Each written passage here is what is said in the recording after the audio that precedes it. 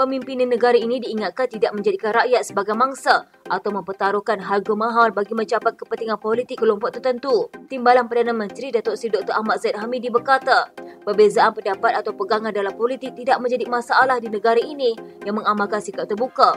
Namun keutamaan perlu diberikan kepada kepentingan rakyat terlebih dahulu. Justru katanya Perdana Menteri Datuk Seri Anwar Ibrahim berusaha keras dalam memastikan politik negara dipertahankan dan kekal stabil yang mampu membawa pembangunan, pertumbuhan ekonomi, pelaburan dan seterusnya kesejahteraan kepada rakyat. Alangkah baiknya kalau politik sentiasa berada di dalam keadaan kedamaian. Ya, benar kita boleh berbeza pendapat. Benar kita boleh berbeza pandangan.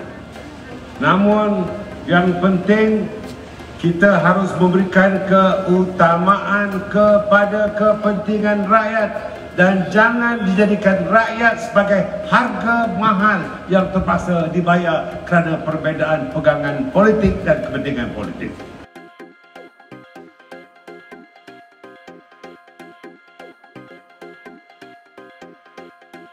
Mesyuarat Kabinet yang dipenguruskan oleh Perdana Menteri Datuk Seri Anwar Ibrahim tidak membincangkan perkara berkaitan lembaga pengampunan, termasuk pertimbangan permohonan pengampunan buat Najib Razak. Jurucakap Kerajaan Fahmi Fadzil berkata demikian ketika diminta mengulas mengenai laporan Channel News Asia bahawa permohonan bekas Perdana Menteri yang kini dipenjara itu akan didengar dalam sesi lembaga pengampunan pada Minggu ke-3 Januari. Bincang perkara itu dalam Jemaah Menteri hari ini. Pada masa sama, Menteri Komunikasi itu berkata, terdapat proses sewajarnya yang perlu diikuti dan perkara itu akhirnya terletak di tangannya di-Pertuan Agong. Kita tidak boleh mendahului proses. Jadi kita serah kepada lembaga pengampunan untuk pertimbang. Itu adalah wewenang Duli Yang Maha Mulia Seri Paduka Baginda Yang di-Pertuan Agong dan juga lembaga pengampunan. Isu permohonan pengampunan Najib sebelum ini ditangguhkan daripada mesyuarat bulan lepas kerana lembaga yang terdiri daripada 6 anggota itu memutuskan ia memerlukan lebih masa untuk membincangkan isu berkenaan. Mesyuarat yang akan datang adalah antara tugas akhir yang di-Pertuan Agong Sultan Abdul Rahman Sultan Ahmad Shah sebelum baginda digantikan oleh Sultan Johor Sultan Ibrahim Sultan Iskandar pada akhir bulan ini.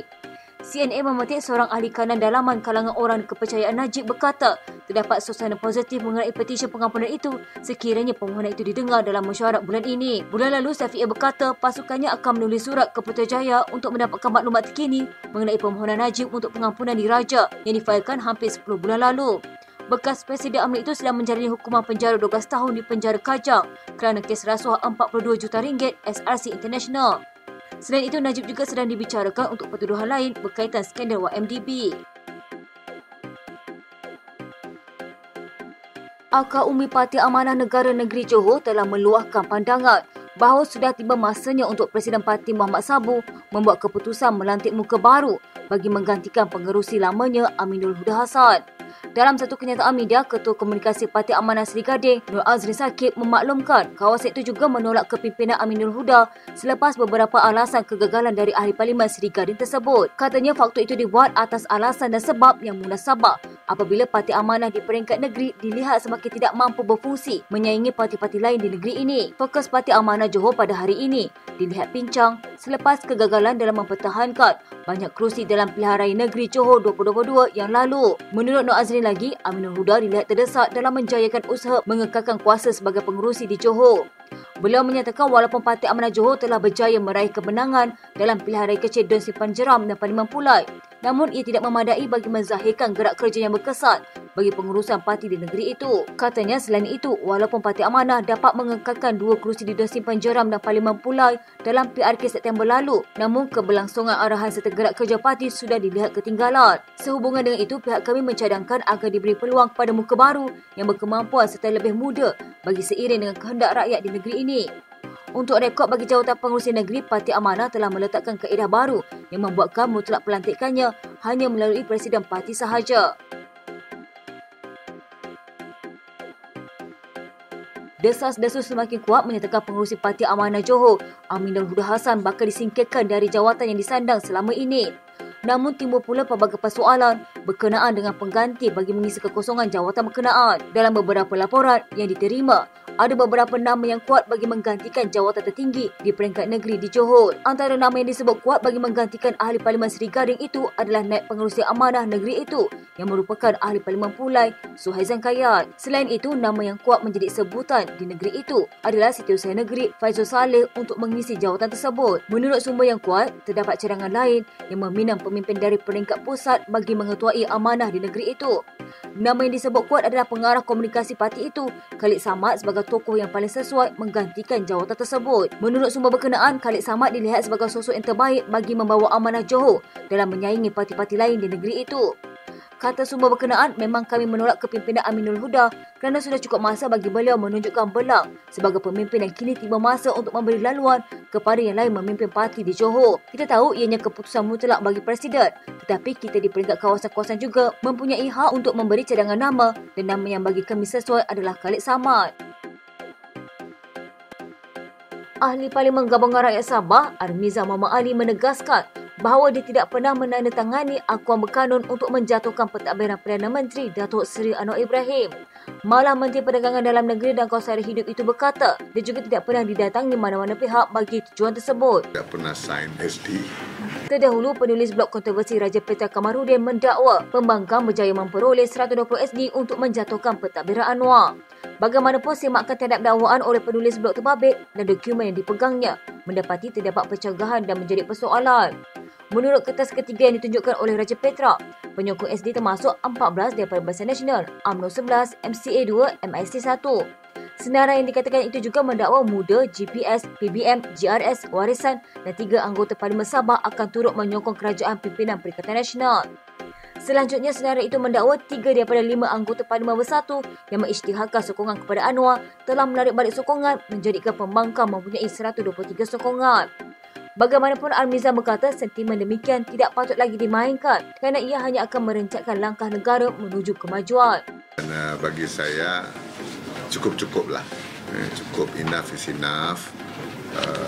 Kita tidak perlu diskusikan perkara ini. Kita perlu untuk masa yang ada, masa saya yang ada, kita perlu untuk pastikan digunakan sepenuhnya untuk meneruskan agenda-agenda yang disusarkan.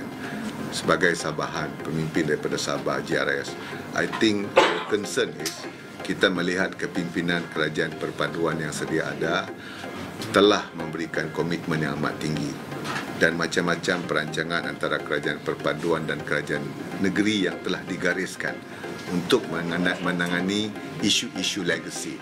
Dan saya yakin kita tidak akan melangkah ke belakang, kita tidak akan sendiri bertindak untuk menggagalkan planning yang tengah-tengah digariskan itu.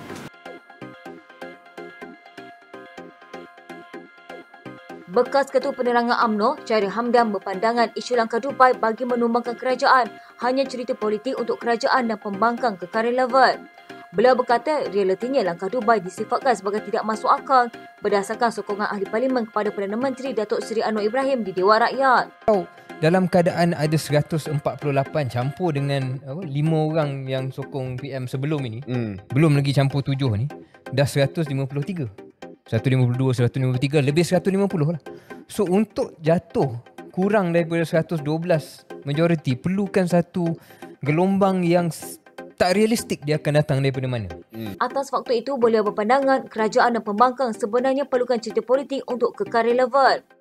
Itu yang sedang berlaku dan maksud saya dan poin saya adalah nampak kedua-dua belah pihak seronok bila cerita ni wujud. Ya. Walaupun realitinya tidak ada.